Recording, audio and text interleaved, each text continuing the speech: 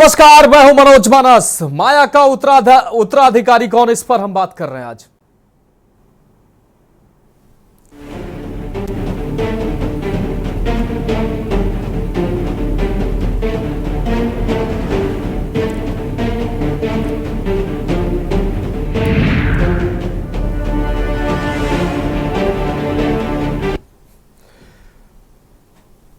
तो हमारी खास पेशकश में आज बात होगी माया का उत्तराधिकारी कौन। आखिरकार मायावती ने बहुजन समाज पार्टी के बॉस को लेकर कई दिनों से चल रही अटकलों पर विराम लगा ही दिया। बहुजन समाज पार्टी के भविष्य पर बहुत बड़ा फैसला लेकर सभी को चौंका दिया। उन्होंने यह ऐलान कर दिया कि अब बसपा की कमान किसके हाथ में होगी, यानी कि बसपा का उत्तराधिकारी जो है वो कौन होगा। मायावती ने रविवार को एक्स पर लिखा कि कांसीराम की तरह ही मेरे जीते जी पार्टी व मूवमेंट का कोई उत्तराधिकारी तभी बनेगा जब वो हर दुख तकलीफ उठाकर उसे आगे बढ़ाने में, यानी कि बहुजन का जो मूवमेंट है उसको आगे बढ़ाने में लगा रहे। देश में डॉक्टर भीमराव अंबेडकर के मानवतावादी कारवां को सत्ता तक पहुंचाने के लिए कांसीराम ने सब कुछ त्याग दिया। बसपा की स्थापना की। कांसीराम की शिष्या व उत्तराधिकारी होने के नाते उनके पदचिन्हों पर चलते हुए मैं अपनी आखिरी सांस तक हर कुर्बानी देकर आपको बता दें संघर्ष जो है वो जारी रखूंगी, ये मायावती ने कहा। साल 2012 में विधानसभा चुनाव हारने के बाद बहुजन समाज पार्टी और उसकी सबसे बड़ी नेता मायावती का पॉलिटिकल ग्राफ लगातार गिरता जा रहा है। बसपा का प्रदर्शन चुनाव दर चुनाव खराब होता जा रहा है और मायावती का सियासी रसूख भी लगातार कम होता जा रहा है। इन सबके बीच बसपा प्रमुख मायावती के बाद पार्टी की कमान कौन संभालेगा, इसको लेकर कयासबाजी का दौर एक लंबे अरसे से जारी है। इस दौरान मायावती के तमाम फैसले लोगों को चौंका रहे हैं। बढ़ती हुई उम्र के बीच मायावती अपने रहते पार्टी की कमान अपने परिवार के किसी शख्स को सौंप देना चाहती हैं। उनकी यह मंशा कई मौकों पर जाहिर भी हुई है। यही वजह है कि अपने भाई के बेटे यानी कि आकाश आनंद की उन्होंने राजनीति में बाकायदा न सिर्फ एंट्री कराई बल्कि पार्टी में एक जरूरी भूमिका और अधिकार भी देकर यह संकेत भी दिया कि आकाश आनंद ही बसपा नेता और मायावती के उत्तराधिकारी बन सकते हैं। आकाश आनंद के राजनीतिक मंचों से इस बीच नजर आए, जो कि कई राजनीतिक मंचों से वो नजर आए जो कि मायावती को नागवार गुजरा और मायावती ने आकाश आनंद का कद जो है कुछ महीनों में ही कम कर दिया। बीते 1.5 दशक में मायावती पार्टी के तमाम कद्दावर नेताओं को एक एक करके आरोप लगाकर पार्टी से बाहर का रास्ता दिखा चुकी है। ऐसे में पार्टी में सिर्फ कुछ गिने चुने ही नेता बचे थे, जिनमें पूर्व राज्यसभा सांसद अशोक सिद्धार्थ भी शामिल है। अशोक सिद्धार्थ मायावती के साथ लंबे समय से काम कर रहे हैं, जिसके चलते मायावती ने उन्हें राज्यसभा का सांसद भी बनाया था। अशोक सिद्धार्थ की मायावती परिवार से करीबी ऐसे बढ़ी कि मायावती ने अपने भतीजे आकाश आनंद की शादी अशोक सिद्धार्थ की बेटी से कराई। इससे अशोक सिद्धार्थ का कद पार्टी में और भी बड़ा माने जाने लगा। इसी बीच आरोप लगा कि अशोक सिद्धार्थ अब पार्टी में गुटबाजी कर रहे हैं। मायावती ने उन्हें जिन राज्यों की जिम्मेदारी देकर उनका कद बढ़ाया था, वो उसके इतर दूसरे राज्यों में भी लगातार दखल दे रहे थे, जो कई नेताओं को नागवार गुजर रहा था। अशोक सिद्धार्थ अब सिर्फ पार्टी के कद्दावर नेता ही नहीं, मायावती के भरोसेमंद ही नहीं, बल्कि अब उनके रिश्तेदारों में भी शामिल थे। लिहाजा मायावती ने अशोक सिद्धार्थ के रवैये को देखते हुए हाल ही में उन्हें पार्टी से बाहर का रास्ता दिखाकर न सिर्फ पार्टी के नेताओं को यह संदेश दिया कि मायावती के लिए पार्टी ही सब कुछ है, रिश्ते नाते बाद में है। अशोक सिद्धार्थ का पार्टी से निकाला जाना न सिर्फ कुछ नेताओं के लिए एक बड़ा संदेश था, बल्कि मायावती के भतीजे के लिए, आकाश आनंद के लिए भी एक बड़ा झटका था। बहुजन समाज पार्टी में मायावती अपने इसी अंदाज के लिए जानी जाती है। मायावती ने अपना राजनीतिक उत्तराधिकारी भतीजे आकाश आनंद को सौंपने के संकेत दिए थे। आकाश आनंद को पार्टी में नेशनल कोऑर्डिनेटर समेत कई राज्यों में चुनाव प्रचार और स्टार प्रचारक भी बनाया, लेकिन अचानक ही आकाश आनंद को तमाम पदों से हटाकर मायावती ने यह साफ कर दिया कि बसपा में अगर राजनीति करनी है तो मायावती के हिसाब से करनी होगी, और अगर ऐसा नहीं हुआ तो वो किसी को छोड़ने वाली नहीं है, चाहे ऐसा करने वाला उनका भतीजा ही क्यों ना हो। इन तमाम चुनावों और घटनाओं के बीच मायावती ने रविवार को पार्टी के ऑफिशियल ट्विटर हैंडल से एक ट्वीट करके यह साफ कर दिया कि उनके लिए पार्टी की जो भूमि है वही मूवमेंट और भूमि ही सर्वोपरि है। सारे रिश्ते नाते जरूरी नहीं है। पार्टी का उत्तराधिकारी उसी को बनाऊंगी जो पार्टी के मिशन को आगे बढ़ाएगा, जैसा कांसीराम के साथ लगातार मायावती ने किया था। मायावती ने साफ किया कि कांसीराम की तरह ही मेरे जीते जी भी पार्टी की वास्तविक उत्तराधिकारी तभी कोई हो सकता है जब वह भी कांसीराम की तरह अंतिम सांस तक उनकी शिष्य की तरह पार्टी और हर मूवमेंट को सुख और दुख को उठाते हुए आगे बढ़ाने के लिए जी जान से लगा रहे। मायावती का यह संदेश ये बताने के लिए काफी है कि जो लोग पार्टी या परिवार में खुद को उत्तराधिकारी के रेस में अपने आप को समझ रहे हैं, दरअसल वो भी जान लें कि फिलहाल मायावती किसी को उत्तराधिकारी बनाने नहीं जा रही हैं। मायावती पार्टी की कमान उसी को सौंपेंगी जो उनकी तरह पार्टी के लिए संघर्ष करेगा। मायावती का यह संदेश और अशोक सिद्धार्थ को पार्टी से निकाले जाने का फैसला सीधे तौर पर आकाश आनंद के लिए एक बड़ी चुनौती बनकर सामने आ रहा है। आमतौर पर मायावती के हर फैसले पर सोशल मीडिया के माध्यम से आकाश आनंद समर्थन करते हैं, लेकिन इन दोनों फैसलों पर अब तक आकाश आनंद की कोई प्रतिक्रिया सामने नहीं आई है। बसपा सुप्रीमो मायावती ने दिल्ली विधानसभा चुनाव में करारी हार के बाद पार्टी में 2 लोगों को निष्कासित किया, अपने समधी डॉक्टर अशोक सिंघल और पार्टी के कुछ 2 लोगों को। उसके बाद जिस तरीके से बसपा सुप्रीमो मायावती ने एक्स पर बयान जारी करते हुए अपने उत्तराधिकारी नेशनल कोऑर्डिनेटर आकाश आनंद को लेकर एक बड़ा बयान कहीं ना कहीं उन्होंने जारी किया। उसमें उन्होंने पार्टी की जो विचारधारा है उसको लेकर किस तरीके से जन जन तक पहुंचाने का काम जो करेगा वही उनका उत्तराधिकारी होगा।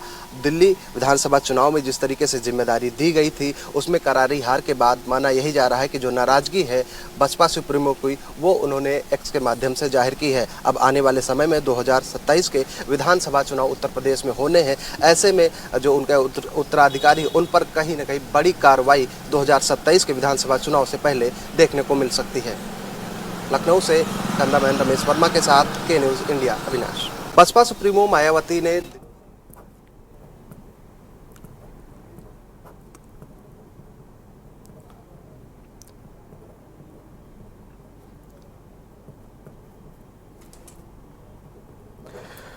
तो निश्चित रूप से मायावती ने जो साफ तौर पर यह साबित कर दिया है कि उनकी पार्टी का जो वारिस है वो इतनी आसानी से कोई वारिस नहीं बन जाएगा। जो उनका वारिस वही होगा जो उनके मूवमेंट को आगे बढ़ाएगा, उनके जो बताए हुए रास्ते पर स्टेप टू स्टेप चलेगा, वही उनकी पार्टी का असली वारिस होगा और जो सभी स्थितियों में उनके हिसाब से काम करेगा, सभी सुख और दुख और तमाम चीजों को सहते हुए जो आगे बढ़ेगा वही उनकी पार्टी का वारिस हो सकता है। और मायावती ने पिछले कुछ समय के घटनाक्रम से यह जाहिर भी कर दिया है कि कहीं ना कहीं मायावती यह स्पष्ट संदेश देना चाहती हैं। आकाश आनंद के जो ससुर को उन्होंने अशोक सिद्धार्थ को जिस तरीके से पार्टी से बाहर का रास्ता दिखाया, उससे साफ तौर पर जाहिर हो गया कि मायावती किसी को भी किसी रिश्ते को भी बीच में आने देना नहीं चाहती हैं। अपने मूवमेंट और पार्टी के लिए पार्टी के बीच में किसी को आने देना नहीं चाहती हैं। और इस महत्वपूर्ण विषय पर चर्चा के लिए हमारे साथ मेहमानों का एक विशेष पैनल भी जुड़ा हुआ है। हमारे साथ प्रभात गौतम, नेता आजाद समाज पार्टी से हमारे साथ जुड़ चुके हैं। सुनील त्रिपाठी जी वरिष्ठ पत्रकार हमारे साथ जुड़ चुके हैं। आकाश राय जी बीजेपी प्रवक्ता हमारे साथ जुड़ चुके हैं। के मिश्रा जी वरिष्ठ पत्रकार हमारे साथ कुछ ही देर में जुड़ने वाले हैं। साथ ही रजनीकांत वशिष्ठ जी राजनीतिक विश्लेषक हैं, वो भी हमारे साथ जुड़ेंगे। आप सभी मेहमानों का बहुत शुक्रिया चर्चा में हमारे साथ जुड़ने के लिए, बहुत आभार, आपने हमें समय दिया। प्रभात गौतम, सबसे पहले हम आपके पास आते हैं, उसके बाद आदरणीय त्रिपाठी जी के पास जाएंगे। प्रभात गौतम जी, मायावती ने स्पष्ट तौर पर जो संकेत दिए हैं, आप लोग जो है बहुजन की बात करके अब राजनीति कर रहे हैं। मायावती जो बहुजनों की नेता कही जाती हैं और एक बड़ा मूवमेंट उन्होंने चलाया है। कांसीराम के बाद मायावती को ही सार्वभौमिक जो है वो बहुजनों का नेता माना जाता रहा है। और अब कई ऐसे जो छोटे छोटे दल हैं वो अपने आप को दलितों का मसीहा और दलितों का नेता अपने आप को कहला रहे हैं और पार्टी भी छोटी छोटी कई सारी ऐसी सामने आ रही हैं। लेकिन अभी भी मायावती के कद के बराबर न तो कोई पार्टी या न कोई मूवमेंट ऐसा है जो बहुजनों के लिए उनके कद के बराबर उनको चुनौती दे सके। अब मायावती की उम्र बढ़ रही है और मायावती चाहती हैं कि उनकी पार्टी का जो है कोई ना कोई वारिस हो। इस बीच मायावती की पार्टी का और उनका जो मूवमेंट का लगातार कद भी घटता रहा है, पार्टी का भी कद घटा है, पार्टी का जो मूवमेंट था उसका भी कहीं ना कहीं देश और प्रदेश में मूवमेंट को भी ठेस पहुंची है, क्योंकि जिस तरीके से लंबे समय से पार्टी सत्ता से भी बाहर है और विभिन्न चुनाव में पार्टी वो प्रदर्शन नहीं कर पाई है जिससे उस पार्टी की जो साख बची रहती वो बची नहीं रही है।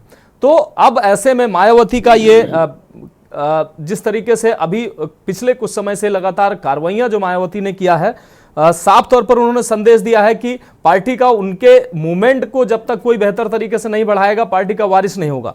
इस बीच आप लोग लगातार प्रयास कर रहे हैं कि मायावती का विकल्प बने। क्या मायावती का विकल्प आप लोग बनने के लिए तैयार हैं, या मायावती जिस तरीके से मायावती की पार्टी आगे अभी नेतृत्व विहीन नजर आ रही है उसका फायदा आप लोग उठाएंगे?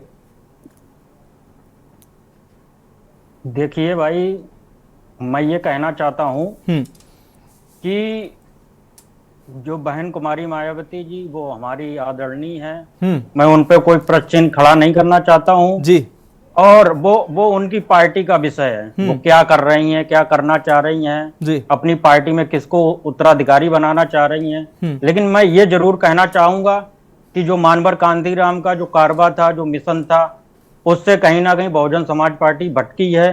और उसी का कारण है आज जो बहुजन समाज पार्टी जो निचले स्तर पर पहुंची है। तो इसका कारण कहीं ना कहीं बहुजन विचारधारा, जो मानवर कांतीराम की जो विचारधारा थी, उससे कहीं ना कहीं भटकने का काम किया है बहुजन समाज पार्टी ने। और मैं ये कह रहा हूं कि जिस तरीके से मानवर कांतीराम ने जो विरासत बहन कुमारी मायावती जी को दी थी, उत्तराधिकारी बनाया था जी, उन्होंने बहन जी को इसलिए सौंपी थी कि कहीं ना कहीं बहन कुमारी मायावती जी जो हैं वो अपना परिवारवाद नहीं लाएंगी, क्योंकि वो मिशन से निकली हुई थी। और मानवर कांतीराम के जितने भी साथी थे उनको कहीं ना कहीं बहन जी ने दरकिनार कर दिया, किनारे कर दिया।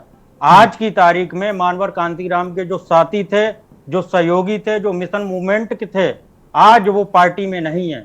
उसी का कारण है कि आज बहुजन समाज पार्टी निचले स्तर पे पहुंची है। और मैं ये भी कहना चाहता हूं कि बहन कुमारी मायावती जी ने एक प्रतिज्ञा ली थी कि हम अपने परिवार से कोई भी उत्तराधिकारी नहीं बनाएंगे, लेकिन उन्होंने जो प्रतिज्ञा थी उसको का काम किया, तोड़ने का काम किया।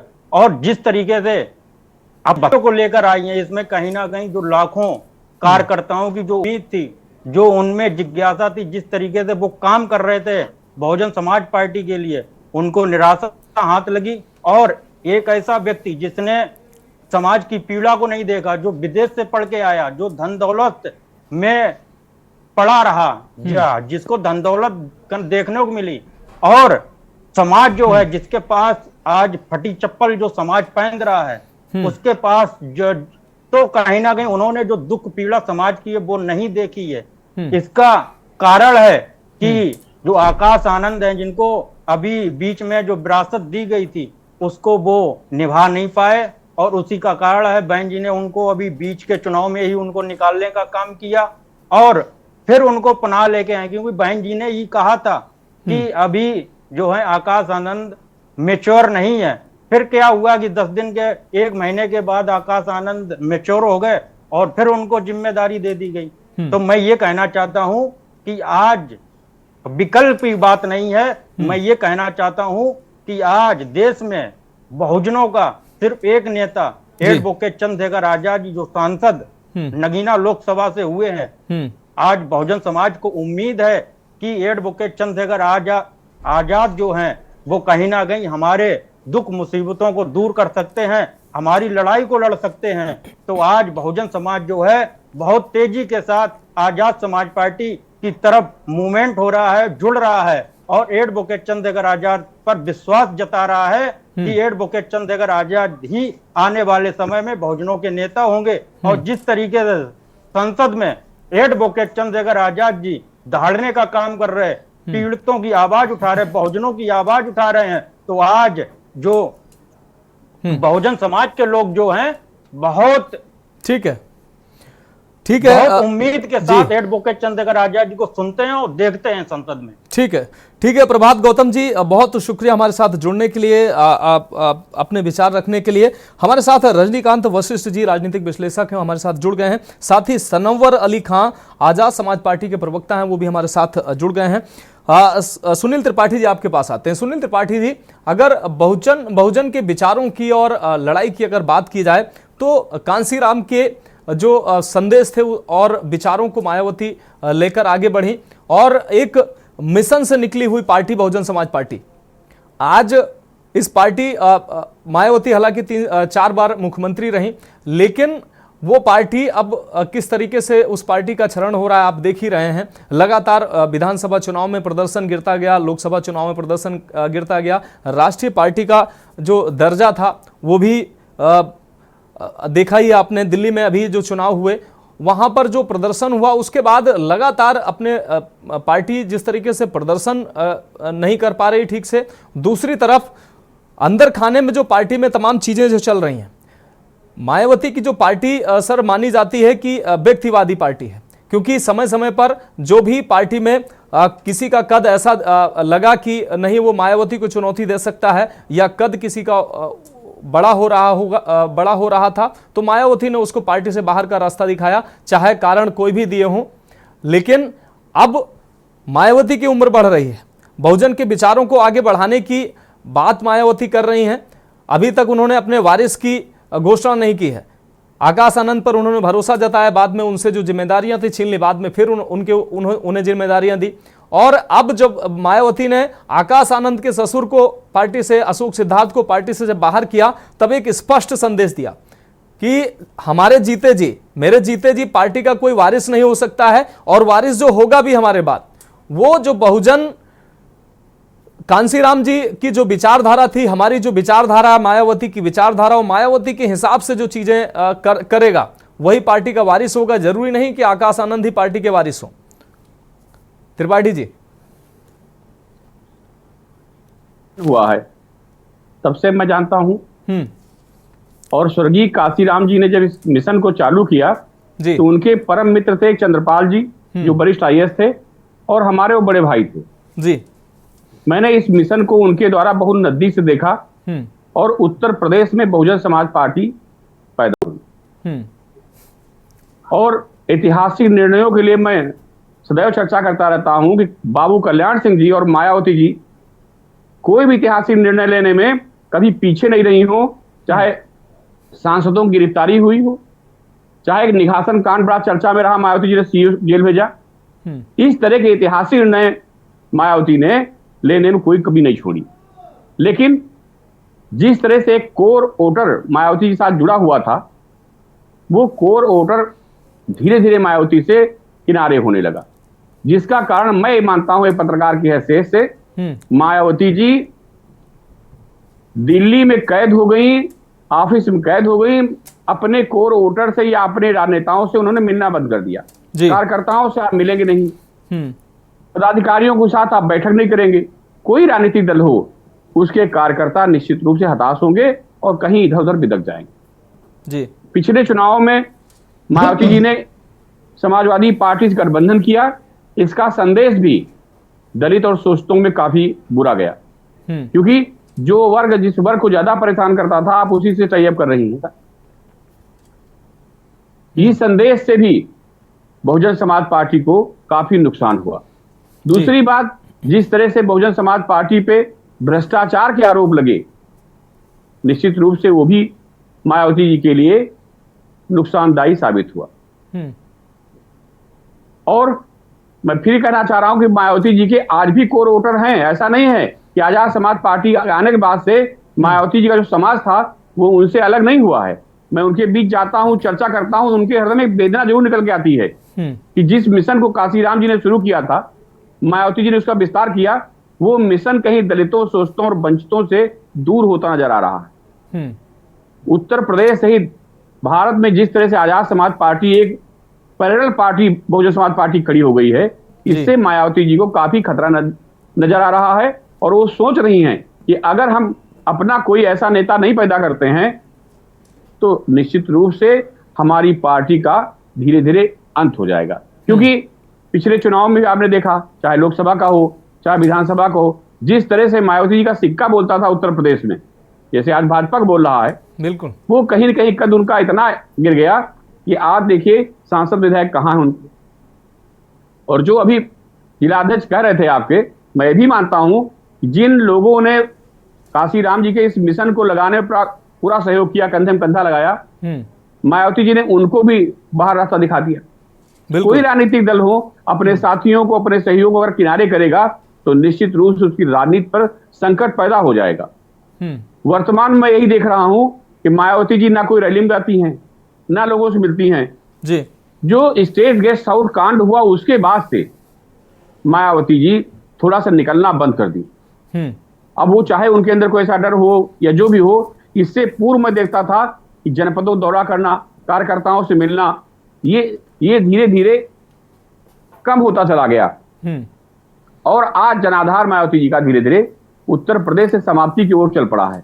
ऐसे में वो चाह रही हैं कि कोई ऐसा नेता हमारा पैदा हो जो इस विरासत को संभाल सके और इस बिरादरी की जो कोर वोट है वो कोर वोट फिर लौट करके बहुजन समाज पार्टी में आ जाए। और आ सकता है, ऐसा नहीं है, दर्जनों पार्टी पैदा हो, लेकिन मायावती जी जैसा राजनेता, राजनीति के खिलाड़ी कोई हमको दूसरा दिखाई नहीं पड़ता है। ठीक है, ऐसे ऐसे खेल खेला कि उत्तर प्रदेश सरकार कब बनी, भाजपा कब गिर गई जी, किसकी सरकार लाई, किसकी सरकार हटाई। राजनीति में मायावती जी को अच्छा ज्ञान है और राजनीति की अच्छी खिलाड़ी है जी। निश्चित रूप से सुनील त्रिपाठी जी, आपने कई महत्वपूर्ण बातें कही हैं। हमारे साथ रजनीकांत वशिष्ठ जी जुड़े हुए हैं। एक छोटे से ब्रेक का वक्त है और ब्रेक के बाद हम आएंगे तो उनसे जानेंगे कि आखिर जब मायावती जी ने नेता बनने ही नहीं दिया अपनी पार्टी में और अब नेतृत्व तलाश रही हैं, पहले अपनों में तलाशा, अब उनको अब भरोसा नहीं जता रही हैं कि कौन आखिर पार्टी का नेतृत्व करेगा। एक ब्रेक का वक्त है, जल्द हाजिर होते हैं।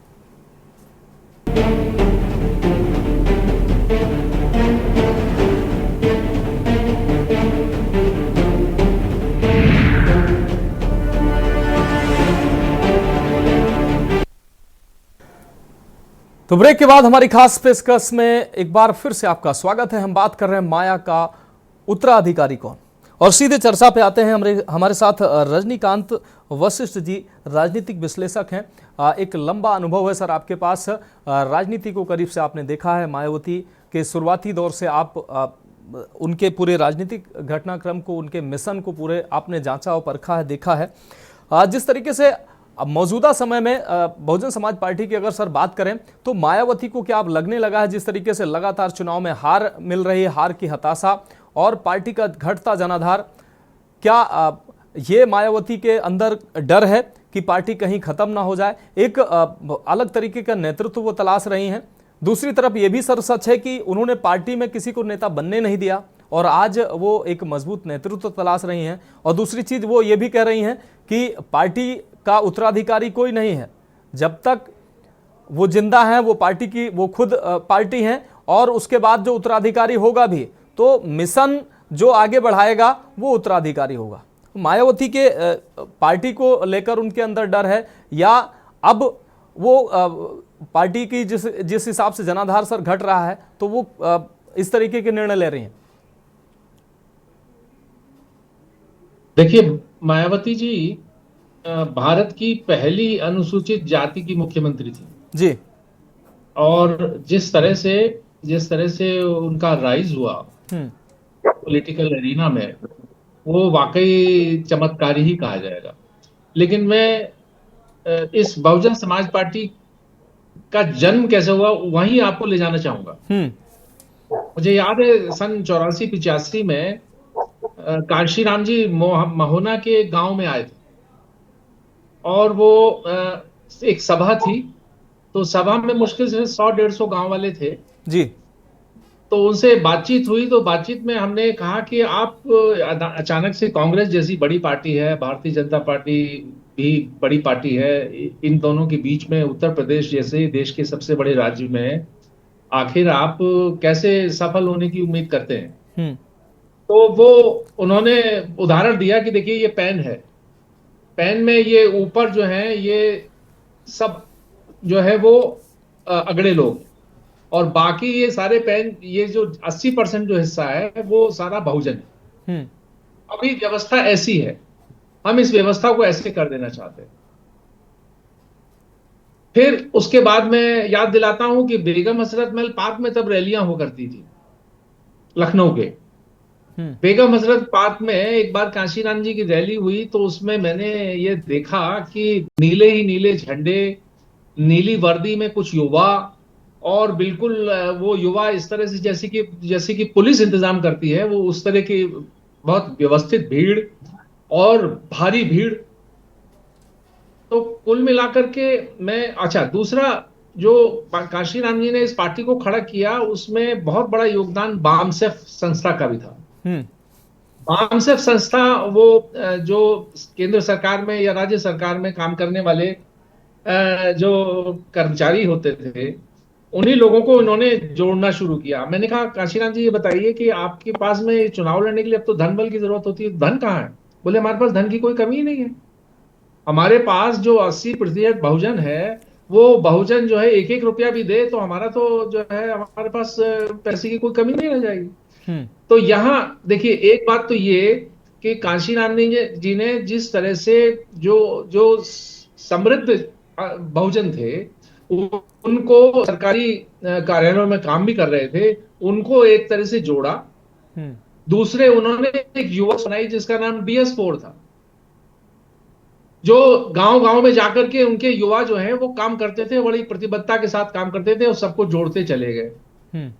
आज की तारीख में मायावती जी के पॉलिटिकल ग्राफ में गिरावट का एक कारण ये भी है कि मायावती जी कुछ ऐसे नहीं होता जैसे कमल का फूल होता है और वो जैसे जैसे जल बढ़ता है जलाशय में तो कमल का फूल भी ऊपर आता जाता है। अब उसके बाद में अगर जलाशय में पानी कम हो जाए तो कमल का फूल नीचे नहीं जाएगा, वो वैसे ही खड़ा रह जाएगा, सूख जाएगा भले। तो वही स्थिति मायावती जी की, मायावती जी की जैसे अभी भाई त्रिपाठी जी ने ये बात बताई कि उनका बाहर निकलना, कार्यकर्ताओं से मिलना, कार्यकर्ताओं छोड़िए बड़े पदाधिकारियों से मिलना, कुछ एक दो नाम लेकर के आप कह लीजिए, उनको छोड़ करके वो बिल्कुल एकदम से अंदर जैसे लगा कि जैसे वो बंद हो गई है। तो वो जो संवाद कार्यकर्ताओं से काशीराम जी के समय में जागृत रहता था, वो एक संवाद उसी के कारण ये। अच्छा एक और बात कहते थे काशीराम जी, बड़ा मतलब मैं इस संदर्भ के लिए कह रहा हूं, एक और बात कहते थे, मैंने कहा कि आप इनमें से मान लीजिए आपकी वो ये कांग्रेस या भाजपा की सीटें कुछ कम रही तो आप इनमें से किसके साथ जाना पसंद करेंगे? तो वो बड़े मजे से कहते थे कि कांग्रेस अगर सांपनाथ है तो भाजपा जो है नागनाथ है। माने कहने का मतलब यह है कि हम जैसे लोगों को वो बड़ी आसानी से समय निकाल कर निकल जाएंगे जी। मायावती जी को भी ये करना पड़ा, भारतीय जनता पार्टी के साथ जाना पड़ा, एक बार मुलायम सिंह के साथ जाना पड़ा, नहीं हुआ क्या तो जिसके साथ गई उसने क्या किया, इनका जो कोर वोटर था उसको धीरे धीरे अपनी तरफ खींचना, उसमें डेंट करना शुरू कर दिया जी। अब वो इतना बड़ा डेंट हो चुका है कि अब अच्छा, अब इसी बीच में क्या हुआ कि चंद्रशेखर रावण नाम की एक शख्सियत उभर कर सामने आई है, जो युवा है, जो मेहनत कर रहा है, पश्चिमी उत्तर प्रदेश में उसका हिसाब किताब भी है। तो मायावती जी के सामने ऑफ कोर्स ये सबसे बड़ी चुनौती है। और ये भी मैं मानता हूं कि बहुजन समाज पार्टी बेशक उसका राष्ट्रीय पार्टी का दर्जा खत्म हो गया हो, लेकिन बहुजन समाज पार्टी अभी निकट भविष्य में खत्म नहीं होने जा रही। जी निश्चित रूप से सर, हमारे साथ आप जुड़े रहिए हमारे साथ। सनवर अली खां साहब जुड़े हुए हैं, आज़ाद समाज पार्टी के प्रवक्ता हैं। सनवर अली खां साहब मुस्कुरा रहे हैं जब आपने आज़ाद समाज पार्टी का नाम लिया।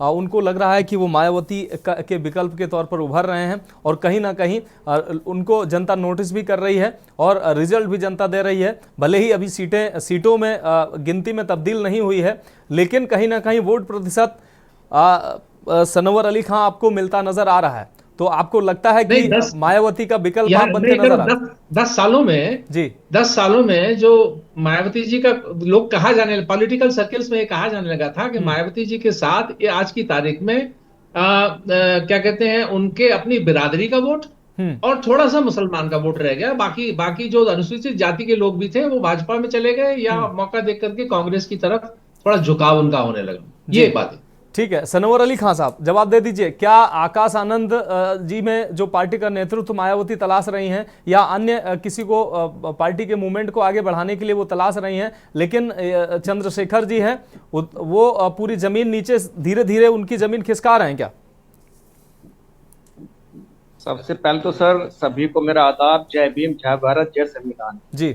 सर मसला ये नहीं है कि मायावती का उत्तराधिकारी कौन हो, मसला ये है सर कि इस देश के अंदर बहुजनों का उत्तराधिकारी कौन हो, ये होना चाहिए। क्योंकि जो एक संघर्ष था, एक कारवा था, जो एक जद्दोजहद थी या क्रांति थी, जो कि सावित्री भाई फुले से लेकर ज्योतिबा फुले, भीमराव अंबेडकर साहब, काशीराम जी और बहन मायावती तक चली, सबने अपना अपना एक अहम योगदान दिया, जहां पर जो बहुजन समाज था उसके हक और अधिकार को दिलाने के लिए, देश को एक मजबूत राष्ट्र बनाने के लिए और सभी को समान बनाने के लिए एक ये मुहिम चली थी, जहां पर सबने अपना अपना योगदान दिया।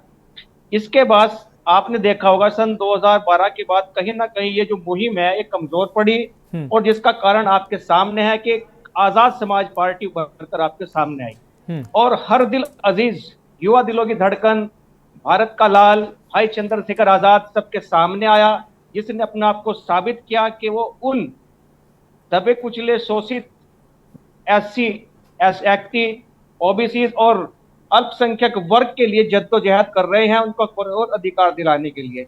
कोई भी देश का मसला हो वो हर जगह सड़क से लेकर संसद तक खड़े हो रहे हैं। तो मुझे तो लगता है कि चंद्रशेखर आजाद भाई से अलावा कोई भी बहुजनों का इस वक्त देश के अंदर उत्तराधिकारी नहीं है, और वे मायावती जी का सम्मान भी करते हैं, बुआ भी कहते हैं, और बहुजनों की असली लड़ाई और असली नेता तो चंद्रशेखर आजाद भाई हैं।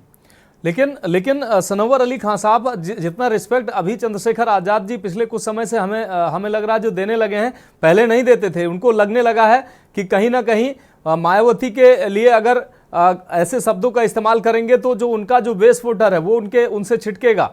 उनके वोट में अगर सेंधमारी करनी है तो कहीं ना कहीं मायावती को उचित सम्मान भी देना पड़ेगा, तभी उनकी वोट में सेंधमारी की जा सकती है।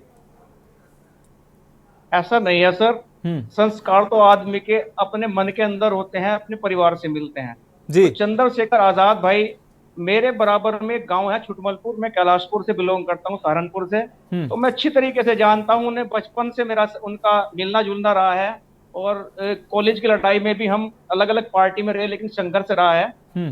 जहां तक मैं जानता हूं वो अपने बड़ों का सम्मान करते हैं। और रही बात अभी सम्मान की, देखिए अभी आकाश आनंद जी ने, किसी पत्रकार महोदय जी ने उनसे कुछ पूछा था, तो उन्होंने कहा कौन भीम आर्मी, कौन, मैं नहीं जानता, इस तरह के कुछ वर्ड करे उन्होंने। जबकि जब चंद्रशेखर भाई आजाद से पूछा गया तो उन्होंने कहा मैं ऐसा नहीं कहूंगा कि मैं नहीं जानता।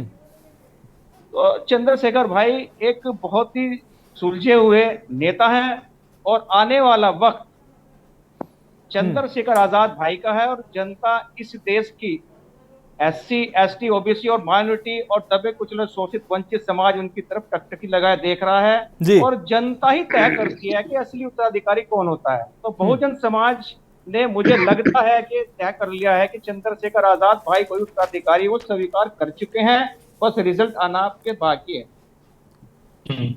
ठीक है, हमारे साथ आकाश राय जी क्या जुड़े हुए हैं? समोता आकाश राय जी हमारे साथ, उनका फ्रेम हमें नहीं मिल पा रहा है।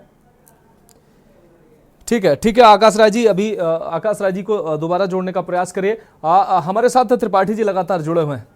ठीक है, अभी बीजेपी प्रवक्ता आकाश राय जी हमारे साथ जुड़ चुके हैं। आकाश राय जी आपके पास आते हैं। आकाश राय जी, आपने त्रिपाठी जी को भी सुना, आदरणीय रजनीकांत सर को भी सुना, और सनवर अली खान साहब को भी सुना। उनको वो निश्चित रूप से खुश होते नजर आ रहे हैं कि मायावती का कहीं ना कहीं वोट बैंक उनकी तरफ खिसक रहा है। लेकिन जो मायावती का असली वोट बैंक था उसमें तो आपने सेंधमारी कर ली, सारा वोट बैंक खिसक के आपके तरफ चला गया।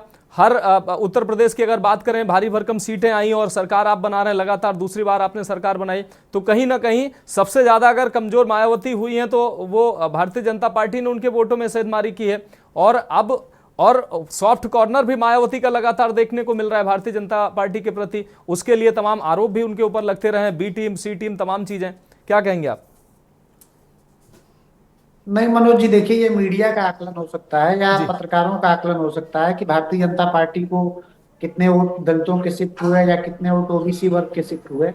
हमारा साफ मानना है कि हम जब काम करते हैं तो उसमें कोई डिस्क्रिमिनेशन नहीं करते हैं, सारे वर्गों के लिए काम करते हैं और इसीलिए हमारा नारा भी है सबका साथ, सबका विकास, सबका विश्वास और सबका प्रयास। निश्चित तौर पे उत्तर प्रदेश में जितनी भी वेलफेयर की स्कीमें चल रही हैं उनमें सबसे ज्यादा जो लाभार्थी वर्ग है वो कहीं ना कहीं इसी वर्ग से आता है जिसको मायावती जी का वोट बैंक माना जाता है या वोट बैंक समझा जाता है। निश्चित तौर पे उत्तर प्रदेश के लोगों ने लगातार, चाहे वो लोकसभा का चुनाव रहा हो चाहे वो विधानसभा का चुनाव रहा हो, उत्तर प्रदेश में 2014 के बाद लगातार भारतीय जनता पार्टी को सबसे ज्यादा स्नेह प्रेम दिया है। इसके लिए हम उनके आभारी भी हैं। और देखिए ये बहुजन समाज पार्टी का आंतरिक मामला है, उसमें हमें कोई बहुत समस्या नहीं है। लेकिन एक बात स्पष्ट रूप से ये सभी लोग पैनल में बैठे हुए इस बात से एग्री करेंगे कि बहुजन समाज पार्टी इस समय अपने ढलान की तरफ है। बहुजन समाज पार्टी में लीडरशिप नाम की कोई चीज बची नहीं है। मायावती जी निश्चित तौर पे उनकी सुप्रीम लीडर हैं, लेकिन वो भी कहीं फील्ड में जनता के बीच में कहीं दिखती नहीं है। इसलिए बहुजन समाज पार्टी के बाद सबसे बड़ी समस्या यही है कि कोई एक लीडर तो हो पार्टी में। अभी बहुजन समाज पार्टी एक अदर लीडर के लिए तरस रही है, ये मेरा मानना है। लेकिन आकाश राय जी, आप सबका साथ सबका विकास करते करते सबका वोट भी खिसका ले गए और मायावती जिनका बड़ा अच्छा खासा जनाधार था प्रदेश में, वो कई बार मुख्यमंत्री रही हैं और उनका जिन वोटों पर उनका जनाधार कहा जाता था, जिसकी वो राजनीति करती थी, वो वोटर बड़ा वर्ग आज आपके साथ है। आपकी योजनाओं की बदौलत या मायावती की कमजोर नेतृत्व की वजह से, जिस तरीके से वो अपने आम कार्यकर्ता छोड़ दीजिए, विशेष जो कार्यकर्ता होता है उनसे भी उनका मिलन नहीं होता है, वो सिर्फ बहुत ही महत्वपूर्ण समय पर ही निकलती हैं और प्रेस कॉन्फ्रेंस करेंगी, चली जाएंगी, जैसा कि कहा जाता है। मतलब जो संवाद जनता के बीच में होता है, चाहे उनके वर्ग की बात कह ली जाए या आम जनता की, वो संवाद में कहीं ना कहीं मायावती कभी जनता के बीच में नहीं रही है कि जनता से वो संवाद किया जाए। इसकी वजह से उनकी पार्टी कमजोर हो रही है या कहीं ना कहीं आपका जो नेतृत्व इस तरीके का है कि जिससे बहुजन समाज पार्टी का जो पूरा वोट बैंक था वो खिसक के आपकी तरफ आ गया? नहीं मनोज जी, मुझे लगता है कि लोकतंत्र में जनता जनार्दन होती है। और आपने अभी हाल में जब उपचुनाव हुआ पिछली बार, तो आपने देखा कुंडलकी की सीट पर अल्पसंख्यक वर्ग ने भारतीय जनता पार्टी के लिए एक मुस्तोड़ किया। तो इस वजह से ये स्पष्ट रूप से समझना चाहिए कि आज की जनता कामों को देखती है, वो कामों को प्रीफर करती है। उन्हें पता है कि उनके हित में कौन काम करेगा और ये देश के लिए अच्छा है, प्रदेश के लिए अच्छा है कि अगर जनता प्रोग्रेसिव सोच रखेगी, वो काम करने वाले को वोट करेगी, तो निश्चित तौर पे डेवलपमेंट के मामले में हम हर जगह आगे ही होंगे। लेकिन एक बात और मैं ये कहना चाहूंगा कि बहुजन समाज पार्टी का जो संगठन था, मतलब जमीनी लेवल पे, वो संगठन आज कहीं दिखता नहीं है। आप चाहे पूर्वांचल के जिलों में चले जाइए या पश्चिम के जिलों में चले जाइए या आप लखनऊ के आसपास के जिलों में देख लीजिए, बहुजन समाज पार्टी का संगठन न तो कहीं जमीन पे दिखता है और न ही उनके कहीं नेता दिखते हैं। इसलिए सिर्फ और सिर्फ इस समय ये वर्चस्व की लड़ाई चल रही है कि दलित समाज का सबसे बड़ा नेता कौन है। एक तरफ चंद्रशेखर आजाद अपने आप को साबित करना चाहते हैं, दूसरी तरफ मायावती एक बड़ी स्टारवाट रही है, इसमें तो किसी को कोई संशय है नहीं। जी ठीक है आकाश राय जी हमारे साथ जुड़े रहे। त्रिपाठी जी आपके पास आते हैं। त्रिपाठी जी, जैसा कि आकाश राय जी ने कहा कि बहुजन समाज पार्टी का जो अब संगठन है वो कहीं नजर नहीं आता है, तो मायावती जी का जब अब पराभव हो रहा है पार्टी का, और जब उनकी पार्टी जब सत्ता में थी और उनका समय था, तब ये था कि बहुजन समाज पार्टी से टिकट पाने के लिए लोग तमाम मारामारी होती थी। आज उनकी पार्टी से टिकट नहीं लेना चाहता है कोई, क्योंकि सबको रिजल्ट पता है। तो उस स्तर से इस स्तर तक पार्टी को आने में क्या कारण आपको लगता है? बहुजन के मूवमेंट की अगर बात करें तो मूवमेंट कैसे कमजोर हुआ है? देखिए मानस जी, आपने बहुत सही कहा कि एक दौर था कि मायावती जी जिसको टिकट दे देती थी वो जीत जाता था, बिल्कुल। और उन पर टिकट बेचने के आरोप भी लगे। वो सही थे या गलत थे मैं पुष्टि नहीं करता हूं, लेकिन ऐसे समाज में संदेश गए मैं कि कहना चाह रहा मायावती था, जी लेकिन वो पैसा आपने लेके कह टिकट दे दिया रही। जी। तो ये संदेश भी समाज में बीच में, उन्हीं समाज के लोग भी इस बात को स्वीकारे कि बहन जी तो अब व्यवसायी हो गई। अब हुआ क्या वो अलग बात है जी।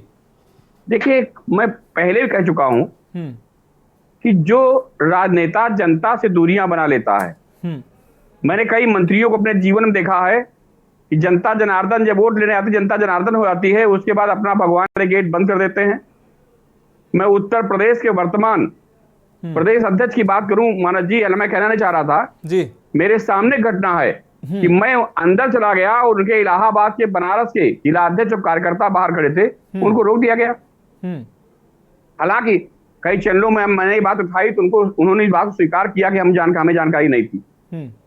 तो ये एक परंपरा चलती चली आई है, जो राजनेता जनता के बीच में रहता है। जैसे योगी जी को आप देखिए, मोदी जी को देखिए, लोग क्यों पसंद करते हैं? सब उनसे मिल नहीं पाते हैं, लेकिन वो लगभग जनता किसी न किसी मुद्दे पर संपर्क में रहते हैं, चाहे रैलियों में हो, चाहे मीटिंगों में हो। लेकिन मायावती जी एकदम किनारा कर ली, मैं देख रहा हूं 12 के बाद से, न जनता से मिलना, न अपने पदाधिकारियों से मिलना। तो जब आप किसी से मिलेंगे नहीं, कोई आपसे नहीं मिलेगा। और जो अभी आपने बात कही, ये भी एक कारण है कि भाजपा से भी उन्होंने टाई अप किया।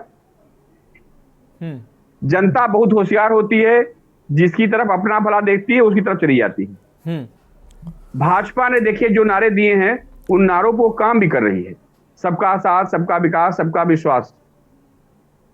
कोई, मैं बड़ा निवेदन साथ करना चाह रहा, कोई भी राजनीतिक दल इस भारत में एक जाति को लेकर के, एक समूह को लेकर के बहुत दिन राजनीति नहीं कर सकता। नहीं कर सकता, बिल्कुल। अगर आप सबको लेकर नहीं चलेंगे तो आपके राजनीतिक जीवन बहुत नहीं है, 2, 4, 10 साल, 15 साल बस।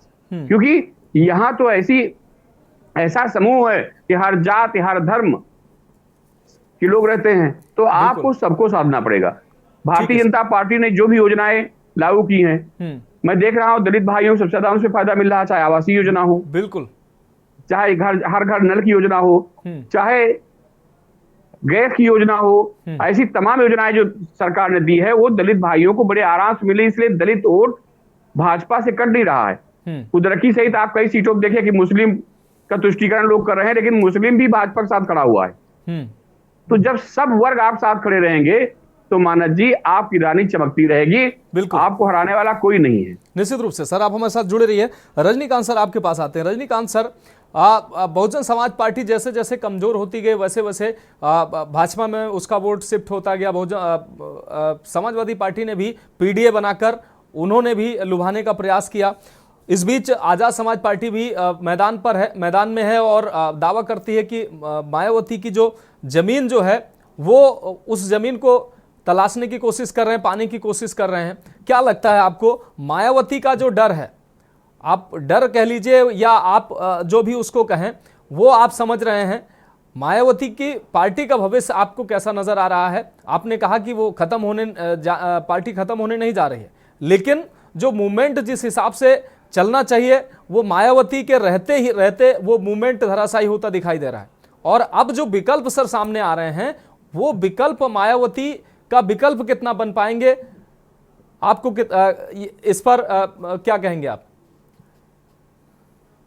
देखिए, ये सब भविष्य के गर्भ में है जी कि मायावती जी उत्तराधिकारी किसको चुनती हैं और वो उत्तराधिकारी मायावती जी के सपनों को किस हद तक पूरा कर पाता है। लेकिन ये है कि एक बात, हम जब भी चुनाव उत्तर प्रदेश का हुआ विधानसभा का जी, तो लोगों ने जब चर्चा की, कुछ मतलब जो मैं मिडिल क्लास या लोअर मिडिल क्लास या शहरों में रहने वालों की बात कर रहा हूँ या गांव में भी रहने वालों की बात कर रहा हूँ, तो वो लोग जब भी चर्चा करते थे तो ये कहते थे कि लॉ एंड ऑर्डर या तो योगी जी की सरकार का अच्छा रहा या मायावती जी का अच्छा रहा।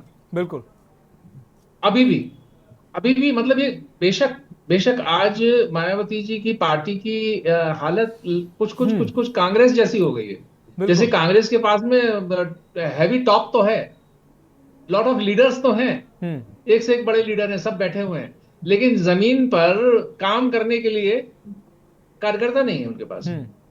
तो लेकिन मायावती जी के पास में अभी भी कम से कम अपनी बिरादरी वोट की थैली तो अभी बरकरार है।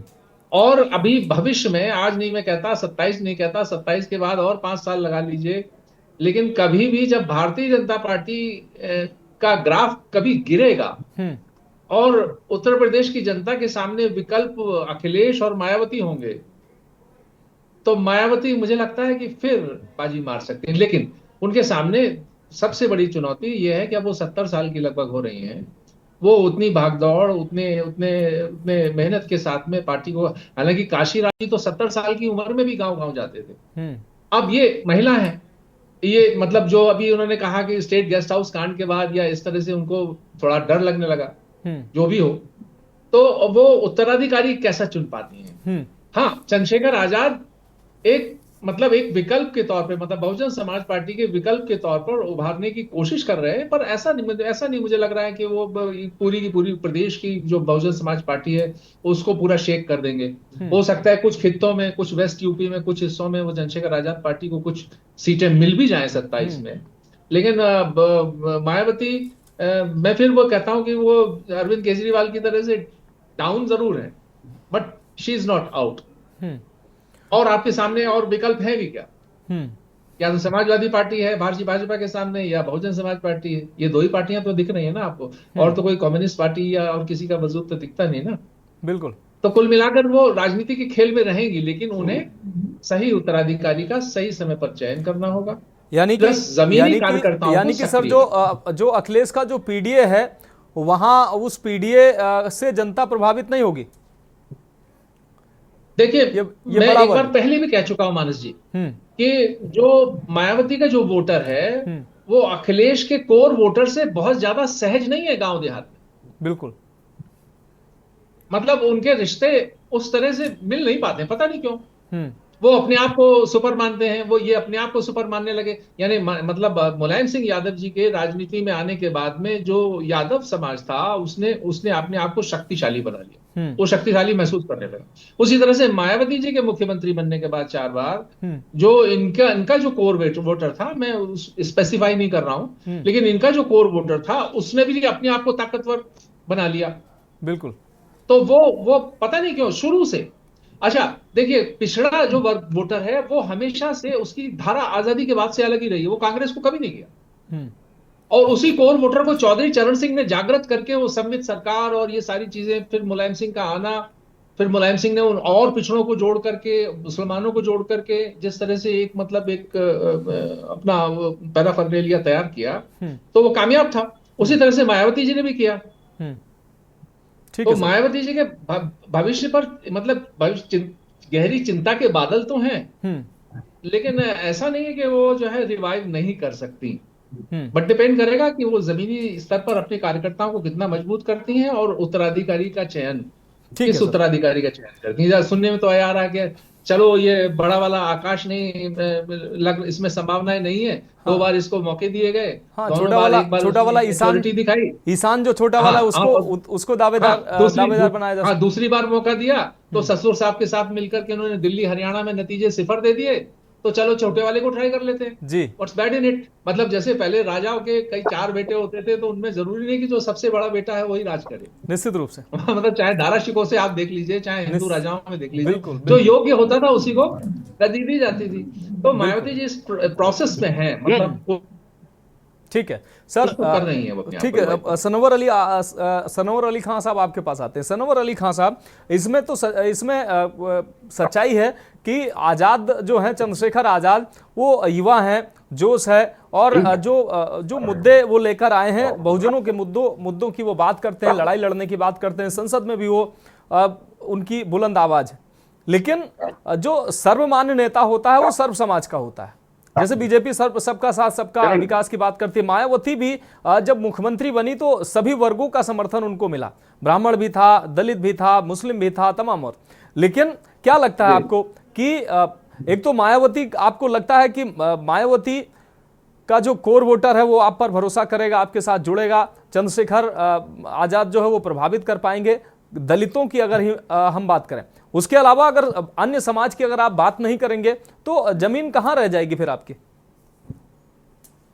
सर अभी आपने उपचुनाव देखा, जहाँ यूपी के अंदर आपकी हमारी पार्टी तीसरे नंबर पे रही और जहाँ बीएसपी का कैंडिडेट भी लड़ा, एक जगह उनको मात्र और मात्र 3000 वोट मिले और हमारे कैंडिडेट को 22,681 वोट मिले। और कहीं ना कहीं वहाँ पुलिस प्रशासन का इतना दबाव रहा कि वोट नहीं डालने दिए गए। उसके बावजूद भी कहीं ना कहीं जो वोटर है, आपको खुद दिखाई दे रहा होगा सर, कि बहुजन का जो बहुजन समाज का वोटर है वो हमारी तरफ पूरी तेजी के साथ अग्रसर है। दूसरी बात, आप ये बताइए सर कि कौन सा मुद्दा ऐसा है जो चंद्रशेखर भाई किसी धर्म, जाति या मजहब को देखकर उठा रहे हैं या नहीं उठा रहे हैं। हर मुद्दे पर वो बंदा सड़क से लेकर संसद तक आवाज उठाता है और हर गरीब और अमीर के बीच में एक खाई को भरने का काम कर रहे हैं। और बाबा साहब जो भीमराव अंबेडकर साहब हैं और काशीराम जी हैं, उनके आत्मसम्मान व स्वाभिमान के कारवां को सत्ता तक पहुंचाने का अगर कोई दम रखता है तो वो चंद्रशेखर आजाद हैं। और कहीं ना कहीं मायावती जी भी एक बहुत कुशल शासक रही हैं और बहुत ही दूरदर्शी नेता है। मुझे कहीं ना कहीं लगता है कि मायावती जी भी कहीं ना कहीं चंद्रशेखर भाई से प्रभावित हैं और वक्त के गर्भ में हमें बहुत उम्मीद नजर आती है।